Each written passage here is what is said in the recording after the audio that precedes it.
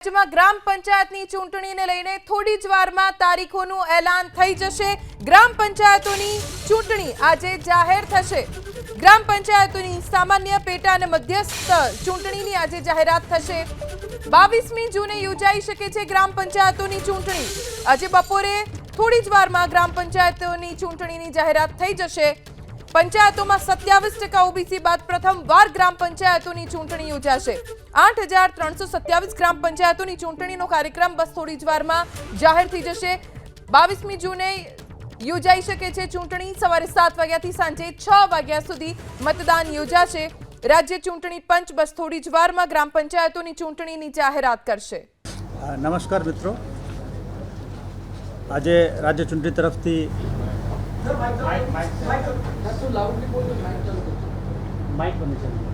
ये नहीं करता, ये सिस्टम आ सिस्टम डिफरेंट है તમારા। નમસ્કાર મિત્રો, રાજ્ય ચૂંટણી પંચ બધા મીડિયા મિત્રોની પ્રેસ બ્રીફિંગ માટે આવકાર કરીને જે ગ્રામ પંચાયતની ઇલેક્શન બાબતમાં મુખ્ય જાહેરાતો કરવાનું છે।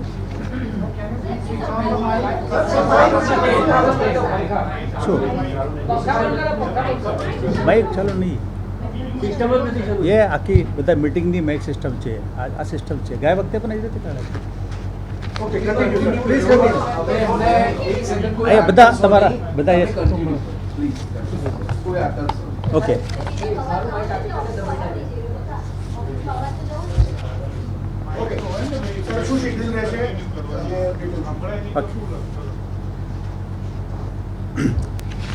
પહેલા ગ્રામ પંચાયતની કરીશું, પછી બાકી અન્ય વ્યવસ્થા માટે કરીશું। જે જાહેરાત કરી રહ્યા છે 8326 જેટલા કુલ સામાન્ય ચૂંટણી અને બંને ભેગા થઈને એમાં કરી રહ્યા છે।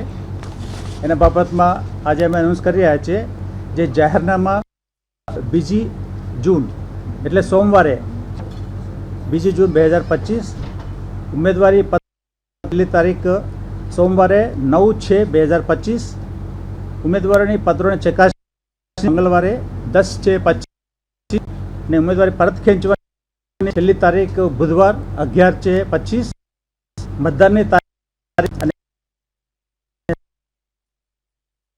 સવારના 7 વાગ્યાથી 9 વાગ્યા સુધી। પુનઃ મતદાન જરૂર હોય તો મંગળવારે એટલે 24/25 મતગણતરી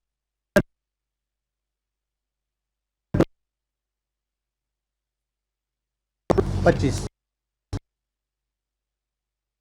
300 જેટલા ગ્રામ પંચાયતની ચૂંટણી બાબતમાં અમે 2 તારીખે મતદાર યાદીની ડ્રાફ્ટ પ્રસિદ્ધિ કરવામાં આવેલ હતી।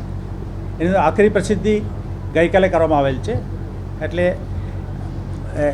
ત્યાર પછી અમે જનરલી પ્રથા એવું છે મતદાર યાદીનું ફ્રીઝ કર્યા પછી ઇલેક્શન માટે અમે શેડ્યુલ નક્કી કરીને જાહેરાત કરવામાં આવે છે। એમાં આજથી આજે 8300 જેટલા ગ્રામ પંચાયતોમાં જ્યાં જ્યાં ચૂંટણી ચાલે છે ત્યાં આચારસંહિતા અમલમાં આવશે। આચારસંહિતા બાબતમાં 2021માં વિગતવાર કોમ્પ્રિહેન્સિવ ઇન્સ્ટ્રક્શન આપેલા છે, એ અમલમાં આવશે। અને પછી ગ્રામ પંચાયત ઇલેક્શનમાં જે નોટિફિકેશન વગેરે કામગીરી પહેલેથી અહીંયાથી ડેલિગેટ કરવામાં આવેલ છે પ્રાંત અધિકારીનું। જે જિલ્લામાં જે વિવિધ પ્રાંતોમાં જે કામ કરતા પ્રાંત અધિકારી જે એસડીએમ કહેવાય એનું અમે ડેલિગેટ કરવામાં આવેલ છે। નોટિફિકેશન પ્રાંત અધિકારી તરફથી કરવામાં આવશે। અને જે 2 ખાસ વસ્તુ છે એમાં 2 ચાઇલ્ડ નોર્મ અને એક ટોયલેટની જરૂરિયાત જાજરૂની જરૂરિયાતવાળા એ ગેરલાયકની નિયમમાં રાખવામાં આવેલા કારણે એનું એફિડેવિટમાં જરૂર નથી। એટલા માટે ગ્રામ પંચાયતમાં એફિડેવિટમાં આ પાર્ટ નહીં આવે, ખાલી એક સેલ્ફ ડિક્લેરેશન એકરાર પત્ર એક રજૂ કરવાનું હોય છે। એમાં અમુક વાર જિલ્લામાં થોડા રજૂઆત આવતા હોય છે, એફિડેવિટ તમારા માંગીએ છીએ, એવું નથી। એકરાર પત્ર સેલ્ફ ડિક્લેરેશન જરૂર છે ગ્રામ પંચાયત માટે। એના માટે લગભગ 2006માં સરકારે એક નોટિફિકેશન બહાર પાડેલા છે. બાકી પંચાયતો બાકી ઇલેક્શનમાં એફિડેવિટ જરૂર છે, આમાં એફિડેવિટ જરૂર નથી. અને જે ખર્ચની બાબત હોય તો ગ્રામ પંચાયતમાં જુદા જુદા વાર્ડની સંખ્યાના હિસાબે એ ખર્ચની જે એક્સપેન્ડિચર ઇલેક્શન એક્સપેન્ડિચરની બાબતમાં નિયમો નક્કી કરેલા છે. એમાં 12 વોર્ડ સુધી ગ્રામ પંચાયત હોય તો એમાં સરપંચની ચૂંટણીમાં 15,000 ખર્ચ કરી શકે. 13 વોર્ડથી 22 વોર્ડ સુધી 30,000, 23 વોર્ડ ઉપરથી 45,000 અને વોર્ડ સભ્યો માટે કોઈ ખર્ચની બાબતમાં કોઈ નથી, જોગવાઈ નથી. અને આ ચૂંટણીમાં એપિક કાર્ડ લઈને મતદારો ઓળખાણ આપવાનું હોય છે મતદાન મથકે. જેની પાસે એપિક કાર્ડ ના હોય, રાજ્ય ચૂંટણી પંચે 14 જે ઓળખાણ પ્રસ્તાવિત કરવા માટે જે નક્કી કરેલા છે એ જે 14 છે એ હમણાં તમને યાદી આપીશું. એ યાદી પ્રમાણે કોઈ પણ વસ્તુ પાસપોર્ટ હોય, ડ્રાઇવિંગ લાઇસન્સ હોય, આધાર કાર્ડ હોય, એ બધા લઈને ત્યાં તેમના મતદારોની ઓળખ પ્રસ્થાપિત કરી શકાય, એના પરથી મતદાન કરી શકાય.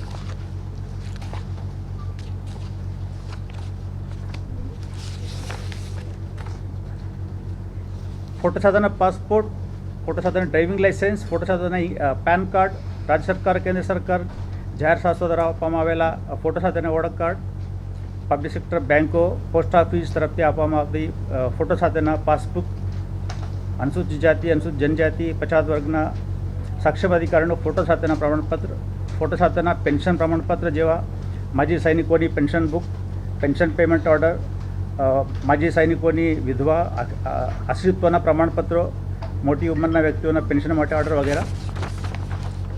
અને કેન્દ્ર સરકાર અને સરકાર દ્વારા આપવામાં આવેલી સ્વતંત્ર સૈનિકના ફોટો સાથેના ઓળખ કાર્ડ, ફોટો સાથેના હથિયારોની લાઇસન્સની પુરાવા, સક્ષમ અધિકારી દ્વારા આપવામાં આવેલા વિકલાંગ ફોટો સાથેનું પ્રમાણપત્ર, રાષ્ટ્રીય ગ્રામીણ રોજગાર નરેગાની ફોટોવાળી પ્રમાણપત્ર, કર્મચારી રાજ્ય વીમા યોજના ESIના સાથે આપેલા ફોટો સાથેના card, national population NPR scheme હેઠળ RGA register general of India દ્વારા આપવામાં આવેલા સ્માર્ટ કાર્ડ, UIDAI દ્વારા આપવામાં આવેલા આધાર કાર્ડ, એ બધા ડોક્યુમેન્ટ્સ એપિક કાર્ડ ના હોય એવા બાકી બધા મતદારો આ લઈને એનું મતદાન કરી શકે. અને આ ઇલેક્શન છે ગ્રામ પંચાયતની ઇલેક્શન પાર્ટી બેસિસ નથી, નોન પાર્ટી બેસિસમાં થાય છે અને બેલેટ પેપરથી થાય છે. બેલેટ પેપર અને બેલેટ બોક્સીસ આ ખાસ છે. બાકી ચૂંટણીઓ અમે ઇલેક્ટ્રોનિક EVMથી કરવામાં આવે છે, પરંતુ ગ્રામ પંચાયતને અમે બેલેટ પેપરથી કરીએ છીએ.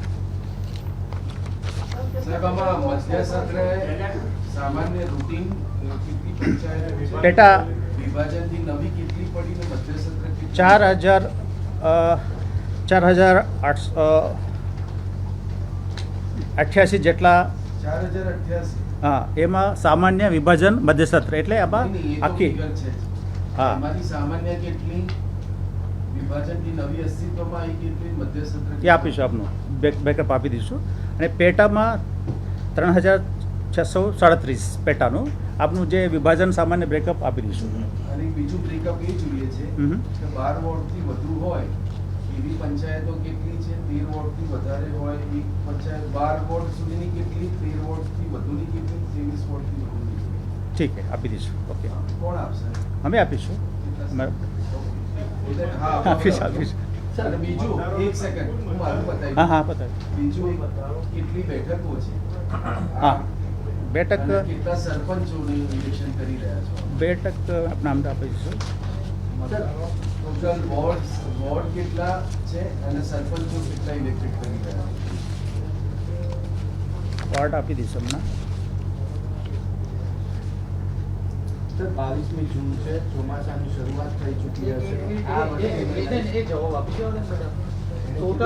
હા પૂછો, એને 50 આપીશ, કાંઈ વાંધો નહીં, તમે પૂછી લો. પછી અત્યારે હા એ આપી દઈશું, આપી દઈશું. સોલવાનું શું વાંધો? હજુ 1 કલાક પછી બી એવું નથી, આંકડા છે બધા ખાડો. તમે આટલા બધા માઇકો મૂકી દીધા મારા જગ્યા. 8,300 જેટલા મેં સરપંચની વાત કર્યો, એ પૈકી સરપંચની બેઠક છે 5015 જેટલું થાય. એકાદ નંબર થોડા ફેરફાર થશે.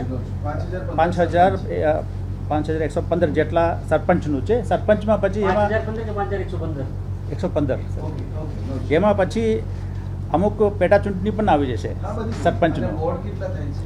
વોર્ડ લગભગ 44,850 એમાં પણ થોડા નંબર રફલી. અને પછી મતદાન મથકોની સંખ્યા 16,500 જેટલા. મતપેટીએ 28,300 જેટલી. મતદારો કુલ મતદારો 1,30,00,000 ઉપર જશે. એ પણ થોડા પછી અમે અમુક સમય પછી થોડા 1,30,00,000 ઉપર. અને બીજું સર એફિડેવિટનું આપણે એફિડેવિટ નથી આમાં. એક ના તો 2006માં જ્યારે એફિડેવિટનું સુધારો કાયદો આવ્યો ને તુરંત જ ત્યારે એ અમેન્ડમેન્ટ આવીને નોટિફિકેશન બહાર પર સરકારે 2006નું 10/10/2006 લગભગ નોટિફિકેશન છે. જૂનું છે. મહિલાઓ માટેની કેટલી રિઝર્વ છે સર? 50% જ છે ને બધાનો. ભાઈ 50% જ છે ને. ઉમેદવારોના ખર્ચની મર્યાદામાં કોઈ વધારો કર્યો છે? ના જે હમણાં 500 એ જ છે. એટલા માટે સાહેબ કે આપણે ચૂંટણીના મતદાન વખતની ખર્ચમાં વધારો કર્યો 5,000 રૂપિયાનો. તમારો પોતાનો એડમિનિસ્ટ્રેટિવ ના. તમારો એડમિનિસ્ટ્રેટિવ ખર્ચમાં તમે ઇન્ક્રીમેન્ટ કર્યું છે તો ઇલેક્ટેડ સરપંચ જ્યારે ચૂંટણી લડતો હોય તો એના ખર્ચમાં કેમ વધારો? જો ચૂંટણી ખર્ચમાં મુખ્યત્વે સ્ટેશનરી અને પછી એમના જે કર્મચારીઓને જે આપીએ છીએ ને પગાર ડીએ બધું 3 દિવસનું કે 2 દિવસનું બધું, જ્યારે એનું પગાર પંચ 6ઠ્ઠા પગાર પંચ 7મા પગાર પંચ જ્યારે પે રિવિઝન થાય ને એટલે કે કોઈનો આજે 200 રૂપિયા આપીએ છીએ પછી પગાર પંચ પ્રમાણે એનું બદલાઈ જાય ને. એ જે ઇલેક્શન્સ લડવાવાળા સરપંચના કોસ્ટિંગમાં પણ એ પ્રમાણે વધારો થાય ને સર? એમાં પણ અમે સમાંતર કરીએ છીએ. યોગ્ય સમય એનો પણ વિચાર કરવામાં આ આવશે. છેલ્લું ક્યાંનું છે સાહેબ? આ છેલ્લું 2010નું છે? 15,000ની મર્યાદા? ચેક કરો. 15માં વધારે છે? કઈ વાત નહીં, આપની સૂચના બરાબર છે, વિચાર કરીશું આનો. મારો જે સવાલ હતો કે 22મી જૂને મતદાન છે, ચોમાસાની ઋતુ શરૂ થઈ ચૂકી હશે, તો આ પ્રકારેની કોઈ બાબત ધ્યાનમાં રખાય હોય, આયોજન કરાયું હોય? જો આ ઇલેક્શન ઓલરેડી આપણું બધાનો ખ્યાલ છે થોડા ડિલે થયેલા છે જુદા જુદા કારણથી. ઓકે, હવે જે ઝવેરી કમિશનના ભલામણો બધા લઈને ફેબ્રુઆરીમાં અમે નગરપાલિકાનું ઇલેક્શન કર્યું ત્યારે પંચાયતનો તૈયાર ન હતો. ત્યારે મને એક મિત્રે પૂછ્યો હવે પંચાયતનું પણ આટલા બધા ખાલી છે 4,000 5,000 એમ ઇલેક્શન થતા નથી. ત્યારે જે રિઝર્વેશનનો મુદ્દો જો હતો ને 27%નો એના અમલવારી હજુ ફાઇનલ થયો નથી જિલ્લા કક્ષાએ. ત્યાર પછી અમે આ પૂરું કરાવી દીધું ગયા મહિનામાં. ત્યાર પછી અમે આમાં શું છે એક વખત રિઝર્વેશનનું પૂરું કરાવવું પડશે, ત્યાર પછી મતદાર યાદીની ફ્રીઝ કરવું પડશે. મતદાર યાદી ફ્રીઝ કરવા માટે પણ સમય લાગે. અમારા મતદાર યાદી અમારા રૂલ પ્રમાણે ભારત ચૂંટણી પંચના જે મતદાર યાદી છે એનું લઈને બેઝ તરીકે અમારા કરવાનું હોય છે. અમુક રાજ્યોમાં છે પોતાની રીતે કરતા હોય છે, એના માટે પણ આમાં સમય લાગે. અને તમારી પ્રશ્ન છે જૂન જે વરસાદની, હવે આ બધું કર્યા પછી અમે આવે છે. હવે પછી વરસાદની સિઝન પછી 3 માસ પછી જૂનમાં જનરલી 3rd વીક પછી અહીંયા વરસાદ આવે છે મોટા પાયે. દક્ષિણ ગુજરાતમાં તો અમુક પાકેટમાં વરસાદ આવે છે, પણ એ ધ્યાનમાં રાખેલા છે.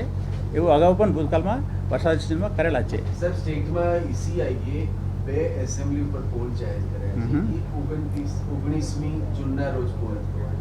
એ 2 કોન્સ્ટિટ્યુન્સી છે, એક કડી છે અને એક વિસાવદર છે. આ બંને વિધાનસભા ક્ષેત્રોમાં જે ગ્રામ પંચાયતની ચૂંટણી પેન્ડિંગ હતી ત્યાં ઇલેક્શન કરાવવાના છે? કરાય છે, કરવાનું છે. તો એમાં કોઈ વૈધાનિક પ્રોબ્લેમ? કારણ કે તમે અમારા તારીખો બધા જુદા છે. નહીં એક જ સેકન્ડ. કડી વિધાનસભા મતક્ષેત્રે અને વિસાવદર વિધાનસભા મતક્ષેત્રે એમાં એ જ વહીવટીતંત્ર કામ કરવાનું છે જે વહીવટીતંત્રે ECI માટે કામ કરે. એટલે ત્યાં અને એવી બે આ બંને કોન્સ્ટિટ્યુન્સી હેઠળની મારા ફિગર જોયું નો સેપરેટલી આ બંને કોન્સ્ટિટ્યુન્સી હેઠળની કેટલી ગ્રામ પંચાયતો છે કે જ્યાં તમે ઇલેક્શન કરાવો એ આપજો તમે. હા, કુલ બેઠકો અને ઝવેરી કમિશનના અમલ પછી અનામત બેઠક પર પછી કેટલી આવી? કુલ બેઠકો કેટલી? એ બધા જિલ્લા કક્ષાએ માહિતી છે. અમે આપનું નહીં સમય લાગે, થોડા અત્યારે નહીં મળે, પછી મળશે. પ્રશ્ન આમનો વિવેકભાઈનો પ્રશ્ન છે વિસાવદર અને મહેસાણામાં કડીમાં 2 તાલુકામાં આજે કડીનું કોન્સ્ટિટ્યુન્સી આવે છે. એમાં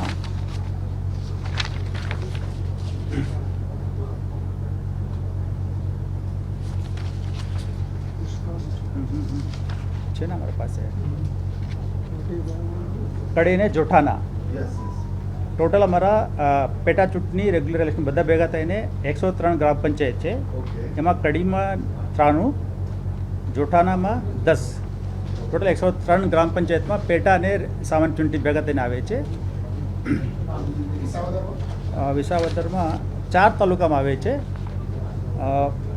વિસાવદરમાં 33, બેસન 20, જુનાગઢ 19, બગાસરા 3, ટોટલ 75 જેટલા ગ્રામ પંચાયતી. એમાં બગાસરા 3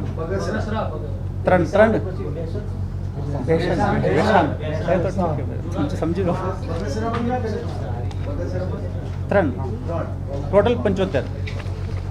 એમાં તારીખો જુદા છે, બધા કાઉન્ટિંગની તારીખ જુદા છે, બધા જુદા, ટીમ પણ જુદા છે. અમારા જે ઇલેક્શન છે ગ્રામ પંચાયતમાં ડિપ્ટી મામલતદાર રિટર્નિંગ ઓફિસર હોય છે. પછી આમાં એસેમ્બલીમાં આપ જાણો છો ડિપ્ટી કલેક્ટર જે પ્રાંત હોય એમાં હોય છે. ખાલી પ્રાંતનું જે 2 પ્રાંતમાં એમનું નોટિફિકેશન જે બહાર પાડવાનું હોય, જે 2 તારીખે કમિશનના જે વતી જે નોટિફિકેશન બહાર પડે છે એના કામગીરી એટલું છે. બાકી બધા અમે આખી જિલ્લા વિવેક 1 મિનિટ અગો ખડી વિસાવદરમાં જો ઇલેક્શન આરઓ કન્ડક્ટ કરે, પ્રાંત આરઓ છે. અહીંયા અમારા ઇલેક્શનમાં આરઓ ડિપ્ટી મામલતદાર છે. અને કડી સિવાય બાકી આખા મહેસાણા ટીમ છે કલેક્ટર ડીઓને ડિસ્પોઝલમાં છે. જુનાગઢમાં પણ એવું છે. વિસાવદર સિવાય બાકી આખી એન્ટાયર ડિસ્ટ્રિક્ટ ટીમ એમની પાસે છે. અમે ત્યાં બંને પાસેથી ખાતરી પણ કરી લીધા છે કે કરી શકે છે, કરશે. એડમિનિસ્ટ્રેટિવ સવાલ છે કે સ્ટેટમાં ઘણા આપણા additional election officers, additional RAC લેવલના એ જગ્યાઓ ખાલી છે સર. સરકાર પાસે જલ્દી સમયાંતરે કરાવી દઈએ. ચાર્જ બીજા ચાર્જ બધા હોય છે, વ્યવસ્થા હોય છે. પણ આરએસીનું જગ્યા છે એ સરકારનું છતાં છે. પછી વિવેક 30 છે.